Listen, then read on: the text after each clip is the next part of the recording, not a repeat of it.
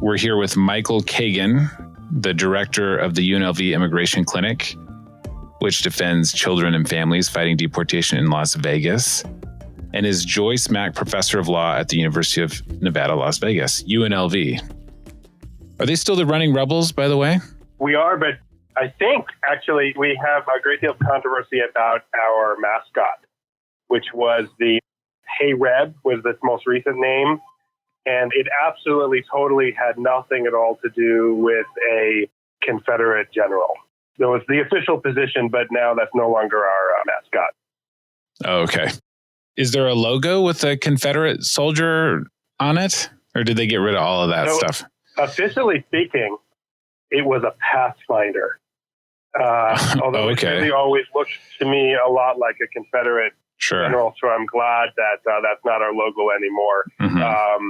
The law school where I work and our clinic, we have our own logos, which I am more confident in saying have no Confederate roots.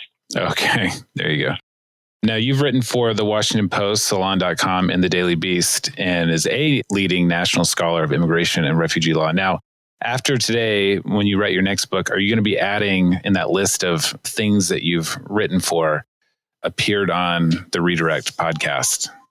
Absolutely. I'm going to make that commitment right now. I mean, you guys are heroes because I've listened to a number of your episodes. I'm not totally caught up, but you guys called Chad Wolf an illegal. And today's a good day to talk about that, although I don't want to actually go into that area a lot. That's beyond me. But I just thought that was one of the funniest things I'd heard in immigration law in a while.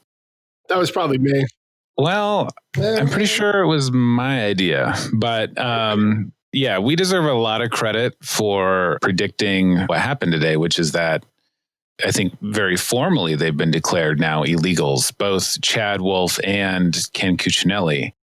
We deserve a ton of credit. Right. I mean, should we just call them undocumented, or like they lack the proper documentation to do their job? I mean, do we want to be a little bit more consistent with our verbiage? I'm fine. Yeah, that's fine. Legal. I'm fine with the hypocrisy in this case. It's fine. I think so. They entered their offices without inspection. Yeah, exactly. Hey, exactly. I love that. Okay, that's great. Now, you wrote a book, The Battle to Stay in America, America's Hidden Frontline. Tell people about your book. Yeah, my book is it's a really personal look at what the experience of watching the battles over immigration in the Trump era has been like here in Las Vegas. And it's also an attempt to offer a really straightforward explainer for people who've had their eyes open to the cruelty of our immigration system, but who don't want to read, Kurzban, who don't want to read a lawyer's textbook or a lawyer's reference book. And so I try to explain partly through memoir and through my own experience and through some representative stories of real people, real typical people who live here in Las Vegas, how the immigration system works and what it has meant for the community to try to learn to defend itself against this attack, much of which has not really been seen and hasn't been very high profile. I mean, there's been lots of focus on so many awful things, like kids in cages becoming kind of the quintessential slogan, if you will, of Trump immigration policy. But people have not seen as much the way in which family separation happens right here in Las Vegas and in so many other cities around the country. So it's an attempt to look at that, and far more personal than I even originally intended it to be. Yeah, it does at times read a little bit like almost like a confessional. You talk about being sort of a professor of law and you're supposed to know about immigration and all these things, but really being quite insulated from the actual community. Talk about that a little bit. Yeah, that's right. Well, I have a very interesting and unusual career track. I usually tell people that my job at UNLV is the first normal job I've held. And the reason for that is that I spent the first 10 years of my career working in the Middle East with refugees. And I learned a whole lot there that's extremely applicable. And actually, especially since 2016, I often find the experience of having lived under authoritarian regimes to be better preparation than I would have imagined for the America we have right now. But I did not practice immigration law for the first 10 years of my career in the United States. I wasn't familiar with the workings of USCIS and all of the wonderful forms that we all know that are so essential for people applying for statuses. And I came here, in academia, publisher perish. The main incentive structure is set up around doing scholarship, writing law review articles that one could easily overstate how many people actually read them. A few, if you're lucky. One turns out to be pretty important, but let's not, puff ourselves up. And I really wasn't immersed in the community here. In fact, I would say, I don't want to name names, but a colleague, my first year at UNLV, actually told me there's no real community in Las Vegas. And honestly, I hope my book is a bit of a rebuttal to that. Immigrant community, you mean? Right. Actually, he wasn't speaking just about immigrants. He was just really talking about Las Vegas as a whole, community organizing. I see. About a sense of identity. I mean, Vegas is a very new city in many ways, and it's grown exponentially. We now have more than 2 million people living here. And in terms of immigration, we are one of the most diverse cities in the country. We have possibly the highest per capita undocumented population of any city in the country. The state of Nevada does, according to Pew. And 1 in 5 people here is born in a foreign country. So we're incredibly diverse. We're now pretty decent size, but Vegas hasn't had historically the sense of, I think, local identity that, New York and Boston and San Francisco have had. But I think that's coming for a number of reasons. So what I found, now I'm going to do, you might recognize this tactic from some of your law school students. I was only able to read the introduction in the first chapter, so I'm going to jump in and talk about that. So later on, when you're talking about like the other signed readings, like, I hope you don't call me. Mm-hmm. So that was my... Oh, no problem. Yeah. But one of the things that struck me is you have a scene at the beginning where you go to an elementary school to give a Know Your Rights presentation. And during that time, you notice people that are there, they're asking very personal questions. One that struck out was a lady asking, well, if I'm picked up by immigration, who's going to pick up my child? And this is something I noticed with my children when I was taking them to their elementary school and doing the after school activities and stuff and seeing the parents. And well, a few of them happen to be my clients. We happen to live in a very kind of a diverse neighborhood. So we have a lot of children from Mexico or whose parents are from Mexico. And when Trump was elected, when he won that night, my son was in 5th grade, just like your daughter was in 5th grade. And in the introduction, you talk about your daughter crying because she was fearful for herself and the circumstances around her adoption, being deported. My son was crying because he was fearful for his friends. And just the trauma that has kind of been infused into that community. And me and Stephen get into this a lot with, Obama did this, Obama did that. There was never the fear. And maybe it was misplaced, I don't know. But there was never the fear under Obama that there is under Trump. And if that's the only difference, that is a huge difference when you see how it affects these children and these families. So I thought it was really poignant, those parts that you brought up, because I think we live that. Yeah, everything you just said, that resonates so much for me. And one of the chapters in my book is called Psychological Warfare, and I wanted to capture that because I think you're right. I think we know, with so many undocumented immigrants living in the U.S., we know that even if the government went full Gestapo with busloads and raids into neighborhoods and so forth, I've sometimes asked students, to try to do back of the envelope calculations about how many buses would ICE have to actually try to round up all of the undocumented immigrants in the U.S. We know it's not, I hope it's not physically possible, but you're absolutely right. The fear, if there's even a 1% chance that your dad's going to be taken away, the fear is immense. And I've had the same experience you did. I mean, my daughter did fear that on election night in 2016. Fortunately, that passed for her, but the experience since then has been exactly what you said. Her constantly coming home and saying she's afraid for one of her friends, or more likely for one of her friend's parents. And in some cases, these are parents who she's, slept over at their house. And the scene that I described in the book, the woman who asked, who will pick up my child if I'm gone, that woman, I don't know her name, but I recognized her because we chaperoned a field trip together. And that really is when it hit me in the gut, the degree to which this is not an academic subject that I just happen to, be a teacher at. This is the community I'm living in. And even with my supposed specialty, I had been really blind to that.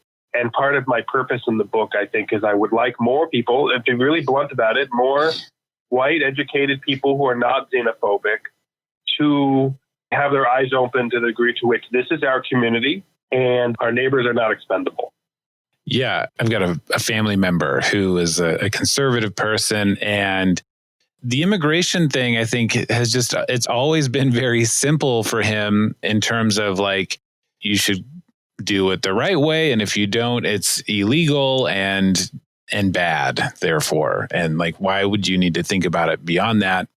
And suddenly one day he had a revelation, and it was because he flips houses and came across a guy who's really hardworking and kind and dependable, who does landscaping, and they work together, a little bit. And suddenly he had this very conservative guy was talking about how we really need an amnesty, basically. And it's interesting how, I think if we could get more people, and obviously not everybody's that persuadable, but if you could get more people to have real life experiences with immigrants, I think a lot of minds could be changed. And that's, I think, to me, the value of your book. It's something that I could give to family members or friends, and it's accessible, and hopefully it provides a window into some of those lived experiences. Yeah, exactly. Can I actually say that I find when people say, I just want people to do it the right way, I really find it a fascinating phrase because it's optimistic in a way. It's this American faith and rule of law, which, all of us are lawyers. I think we probably all want that too. I don't really think anyone likes illegal immigration per se. We just have different solutions to it. But I think behind it is that premise that there is a legal way to do it. And, we who practice immigration law, we know that for a lot of our clients and for a lot of our neighbors, that there was no legal way. And so the result of that, the real impact of saying come legally is don't come at all. I still find it interesting and in a certain way hopeful that most Americans actually don't want to actually look someone in the face and just say, I don't want you. That we know how cruel and hateful that is to say. And most people, increasingly there are people who will say that openly, but most people won't say that. And so they mask it by saying, I just want them to come legally. And some of them may really mean, I don't want them at all. I don't want you at all. I think some of them may be sincere and just be confused and actually assume that this is a country where there's a legal way to do things. It's sort of like, I sometimes compare this to, getting a permit to do remodeling on your house, that we assume that there is a legal way to get that permit and therefore you ought to do it. Right. We often talk about the paper store. It's sort of like this place that exists in the minds of a lot of conservative folks. It's sort of like the post office or the DMV, where it might be inconvenient and there might be long lines, but if you're patient and you're willing to do it, then you just kind of got to go and get your papers. And I always say that the immigration system that should exist is the one that exists in the mind of that person. Actually, right. That would be great. And if that was the system, then, we could probably agree that being undocumented is maybe bad and maybe for a nefarious purpose. And maybe we would want to, look into that. There's this really convenient thing you can do to get papers, and why didn't you do it? Exactly. But it doesn't exist. So you talk about sort of lawyers, especially immigration lawyers, having almost their own language and vernacular, and that making it sort of difficult, I think, for a lot of people to understand or for us to even communicate to the broader public. Is that one of the reasons why you wrote the book too? Because we're all crappy communicators? To be clear, Partly, I was also explaining my own, as I explained, I didn't practice immigration law the first 10 years of my career. So I was myself behind the curve and learning what a I-601A is. I think, obviously, all specialties have their lingo, and there's nothing wrong with that. That's the nature of a profession and any, group of people who work in a technical area. But I think that we do really need to work on how we communicate this to the public, because people are not immersed in the details of how the H-1B visa works. And I think that on a number of levels, that terminology actually reflects something, what your phrase you use, the paper store. It sounds as if, wow, if there's a 589, well, it sounds like there's at least 600 forms.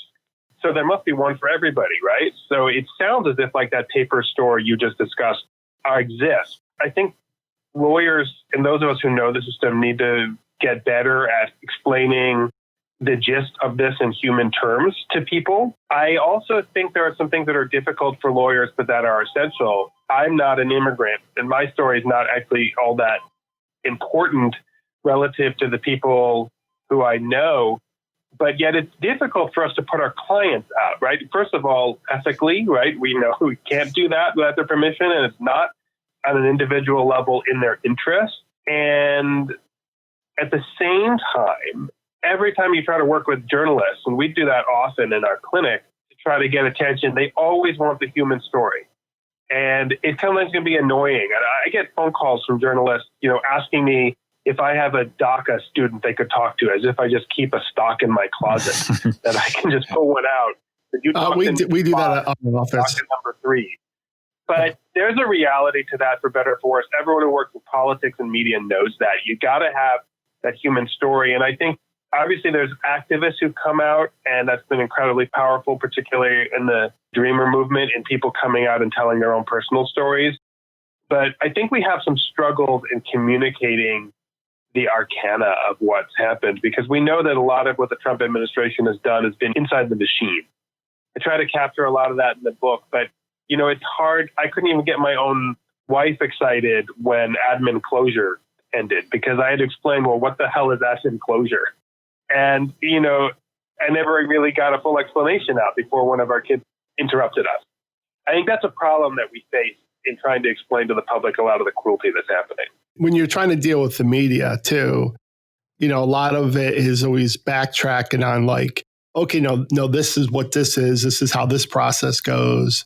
And I did this one interview a while back with a reporter about U visas. And so we get all the way to the end, and she's wrapping up, and she's like, so someone's a victim of a crime in Honduras, then they can get the U visa here. I'm like, no, not at all. I'm like, wait, is that what you think? And, it's just so, and what I always have to remind myself is, this stuff doesn't make a lot of sense. So if people don't understand it, then you're like, oh, I get it, because I barely understand it myself, Yeah, exactly right. And it's just, there's no common framework of understanding of what the system is. Yeah, it's a huge problem, and I think it's part of what makes immigrants so vulnerable to attack. Yeah, that's a really good point. So you also made this point about, I want to talk a little bit about fascism. And you talk about trying to reassure your daughter with her naturalization certificate, this piece of paper, this is proof that everything is fine. Yeah. But we've also seen efforts by the administration to denaturalize. I mean, not your daughter, hopefully, but, and they have reasons for why they want to do that and explanations. But we've also seen more recently, with this thing with Kamala Harris, where a law professor says, is he a law professor, the guy who wrote that? Matthew, do you know? I think, unfortunately, he is. He shares a title with me. And that may be about all. Yeah. Saying, well, maybe she's ineligible. And then Trump gets asked this question and he sort of entertains it. I mean, it's sort of a birtherism thing, but also 10 alsos. The Chad Wolf, Ken Cuccinelli thing, the idea that you can just have for almost 2 years a director of a major agency who hasn't followed any of the rules to get where he is supposed to go. Right. And so increasingly we seem to have a system where, the papers are supposed to protect people, but maybe they won't. And yeah, it made me think a lot about that. Yeah. And I think you also may have a situation where some people, we are expected to just let, little gaps in the papers go. But for other people, every little mistake is the excuse to delegitimize them, if not throw them in jail. And it's racist. I think that's pretty obvious with this birther stuff. It never makes any bit of sense. And it's not really worth it trying to even engage with it on that level. It's a way of highlighting someone's foreignness for the public. Right. Yeah, but some people are saying, it's been said, right? That's a dangerous phrase. I always love that. I always love, I want someone to, when they're asking, so some people have said, it's like, who? Actually, it's just me. It's crazy though, but that article that appeared in Newsweek, and I encourage everyone not to read it because it's stupid. Yeah. But that gets thrown out there. And if you go over Twitter, it's all over Twitter, people calling her an anchor baby and all that. And it's like, yeah. There are some things that you can argue. Then there are other things where it's like, there aren't two sides to this, right? There's a right answer and a wrong answer. And I think he ends his article by saying, it depends. No, it doesn't. It doesn't depend on anything. Right. So it depends on if we could just change the words of the Constitution. I guess you could say it depends on that. Or if you could change the actual statute that Congress passed, 8 U.S.C. 1401A. If you could change that, then I guess maybe. Sure. So I don't. It would depend if we had parallel universes where every contingency or possibility branched off into another universe, then it would depend.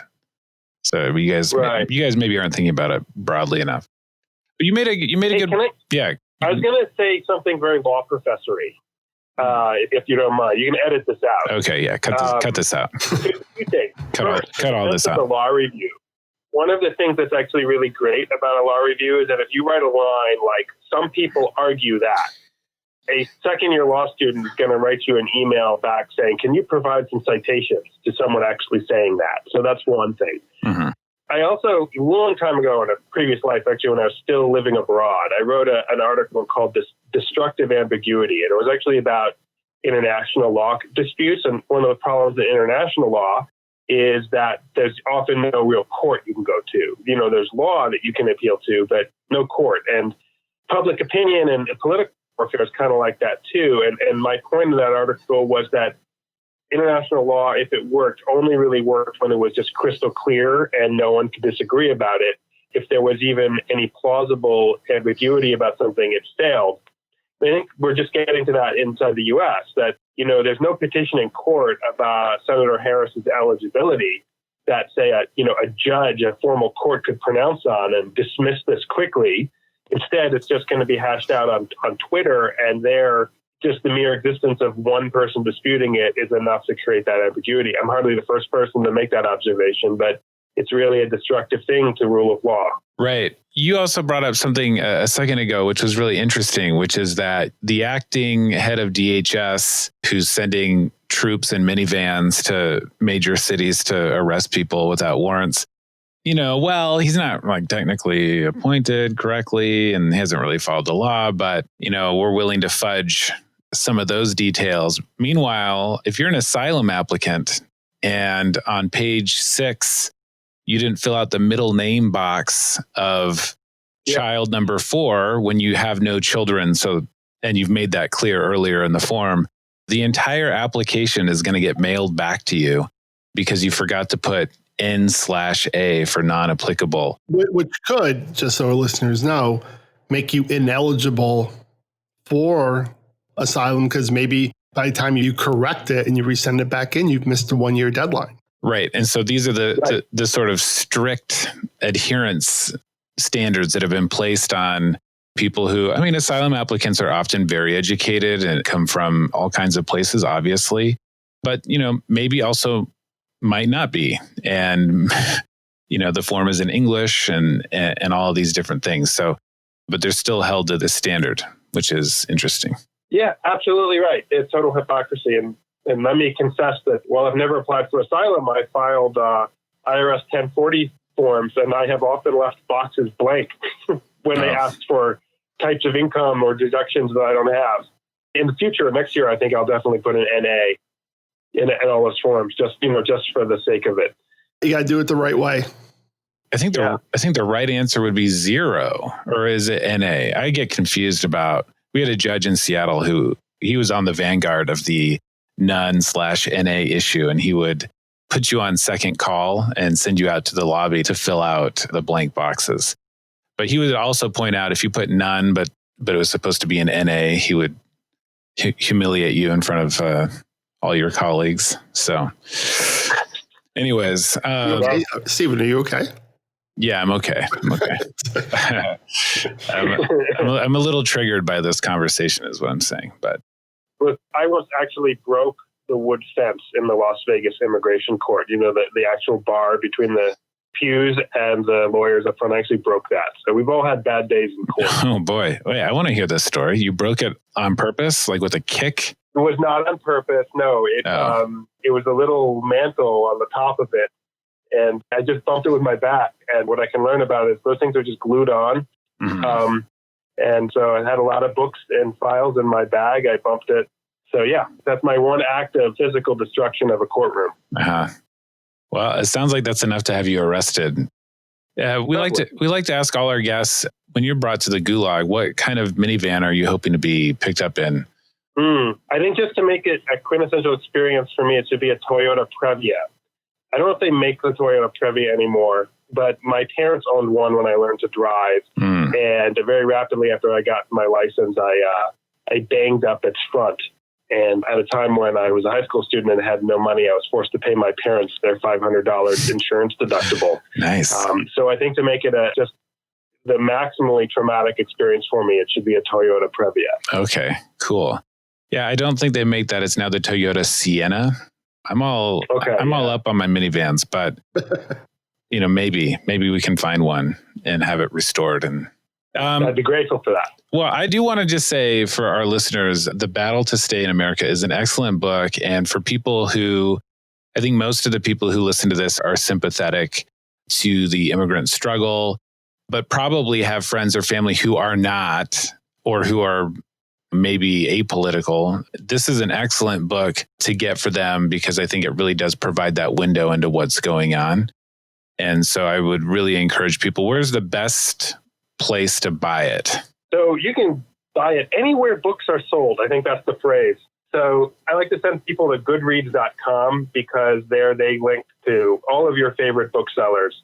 You can buy it from Jeff Bezos' site or any of the others. So just go to goodreads.com and go to one of the links there. All right. Well, Professor Michael Kagan, am I saying it right? We like to get the names wrong. Yeah. So, okay. Yeah, it's Michael. It's pretty easy to pronounce. Michael. It's not Mikael. No. Michael Kagan. Thank you so much for coming on. And if you ever want to come back, this was really good. So you're always welcome to come talk about something that's going on. Or are you going to make all your students buy the book? I am not actually doing that. I feel queasy about it. But I am looking forward. I know that there's a college seminar I've heard that's reading it actually a fall semester, and I really want to go hear it because it'd be pretty cool to hear college students talk about my book until they start criticizing it. Then it won't be so cool anymore. Yeah, we encourage law professors to assign this podcast as homework. Yeah, required homework. And the best way to track if your students are actually listening would be that they become a Patreon. Yeah, exactly. I mean, just for tracking purposes, right.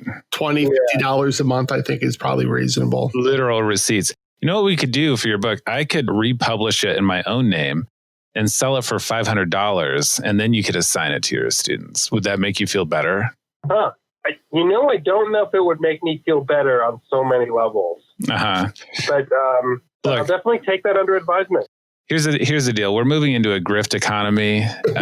You got to get on one or get out of the way. So, that way you're not assigning your own book Yeah. But if you want a kickback, I'm happy to, $50 a book or whatever. That's fine. So That's true. Yeah. I think we can figure this out. Send me an email. I'll do that. We'll talk. My people will talk to your people. Perfect. All right, Professor, it was great talking to you and getting to know you. And we'll hopefully have you on again someday. Yeah, I'd love to. Thank you very much. All right. Take care. Take care. Bye-bye. All right, bye. There needs to be books like this and stories like this. I do think it's important that people step away from like the technical aspects of it to see some kind of real life stories. And I think a lot of us will live that. But I think a lot of us live it and they don't know that you're living it. Like that story about that woman that he was a chaperone on a field trip. It didn't dawn on him that she had these issues until, this Know Your Rights seminar that he did at the elementary school.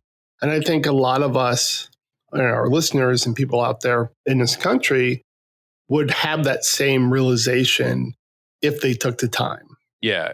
Think about this is something that DHS would love if this happened. But if people who are undocumented had, like a light bulb above them or something, so you could identify who they were, I think people would be really shocked, because I think in the minds of a lot of people, like my family member I mentioned earlier, if you're undocumented, you've probably got like a robber mask on and a striped shirt, like you've just escaped from jail and you're sneaking around. This is what exists in the minds of a lot of people. Like if you're an illegal, then you're probably stooping around doing illegal things. And in reality, it's just like regular ass people, not ass people, but regular people. Well, it is funny because we moved last year to a new neighborhood, and one of our new neighbors came and said hello, and we were talking to him. And somehow I guess maybe I mentioned I was an immigration lawyer. I forgot what we were talking about, but one of his kids went to senior prom with this kid whose mom runs a Mexican grocery store nearby. And then he's like, yeah, what a wonderful family. And she's like perfectly legitimate. She did things the right way. And I just happened to know the woman because she was my client. So she is, now she's a citizen, but her story is not so cut and dry. Yeah, not so cut and dry. And a lot of people would say she didn't start off the right way, so to speak. But I guess he felt it. The guy kind of seems like an ass, to be honest. But he kind of felt it necessary to oh yeah, well, she's legit. She did it the right way. Good with the good ones. And me and my wife were trying to figure out who's he talking about? Then I realized who it was. But he's totally oblivious. Now, I think if he was sat down and say, okay, well, this woman that you're speaking of, that you have so much admiration for, and he should. She's a great businesswoman. She's very nice. She does a lot in the community. If you understood her journey, maybe that would help you in other ways with immigration. But I think fortunately, at least where I live, and I know where you live, they are all around us and they're a part of our community. And it is really, we talked a little bit, traumatizing for a lot of these people about what's going on. And that's why this next election is, I think, so important. So with that being said, do you want to explain to the listeners all the bad things about Joe Biden and Kamala Harris that we should be afraid of? All the boxes they don't check? We had Amy Maldonado on, I don't know, it was over a month ago, but she said that she was swearing off criticizing Joe Biden until November 4th. And she was a little ahead of us on the curve. And I know there's a faction of the left that's going to consider me like a DNC cuck or whatever.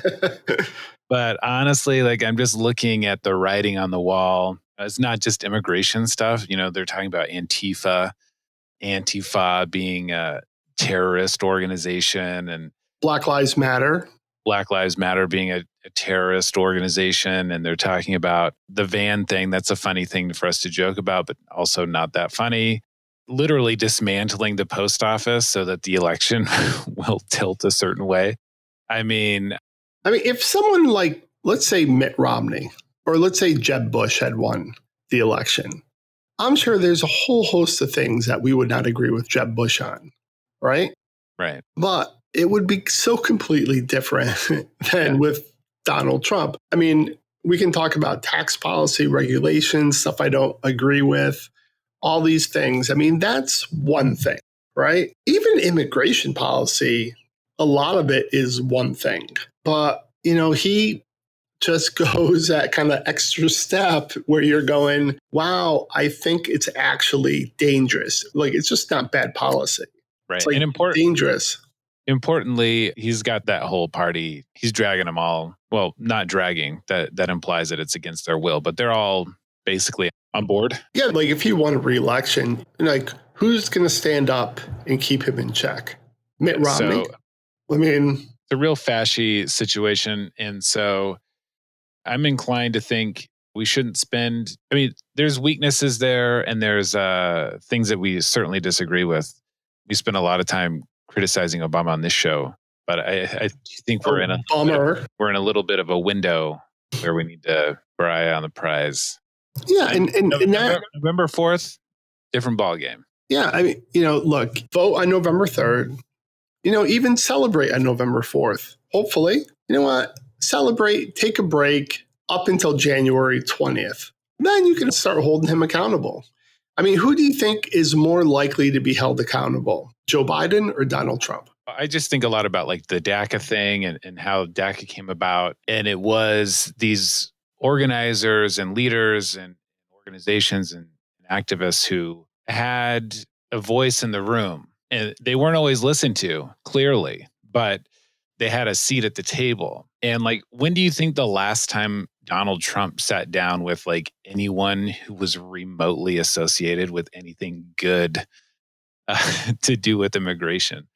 It's just not happening. So the point about Biden, I think, is really that with all of these things, healthcare, immigration, they're certainly far from guaranteed, but there will be somebody with a seat at the table, and they'll probably often lose to like the pharma exec or whatever. Like, don't get me wrong. I have no delusions about this, but there will be times when popular support is just so overwhelming for something that they've got to act. So anyways, it was really good talking to you. All right, Mr. Robbins. And we'll talk to you again soon. Yeah. All right. We will. Everyone have fun. XO. See ya. Bye.